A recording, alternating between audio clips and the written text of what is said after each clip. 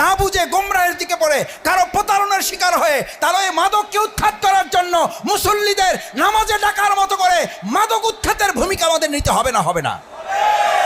না, হবে না। এটা সবাই মিলে আমরা দায়িত্ব নিচ্ছি। এটা হলে খালি পুলিশের কাজ। আমার এই বিভিন্ন এলাকা থেকে ফোন করে, কয় মাসুদ সাহেব আপনি? আমি বললাম জি। কয় আমার এলাকার অমুক গ্রামের অমুক দোকানে মাদক বিক্রি হয়। আমি বললাম আপনারা 50 জন যান। কয় ভাই পারবো না। আপনি একটু ওসিকে বলেন।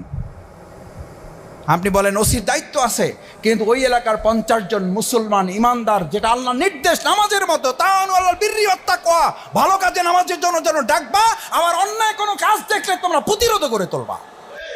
রাসূল করিম সাল্লাল্লাহু আলাইহি সাল্লাম বলছেন, লঞ্চ স্টিমারের উদাহরণ দিয়ে বলছেন, লঞ্চে উঠেছো, স্টিমারে উঠেছো, লঞ্চের উপরতলার লোকেরা ভালো আছে, আপনি ভালো আছেন, নিচতলার লোকেরা খাবার পানি নেয়, খাবার পানির জন্য উপরতলায় যায়, ডিস্টার্ব হয়, বলছে যে উপরতলায় আসা যাবে না।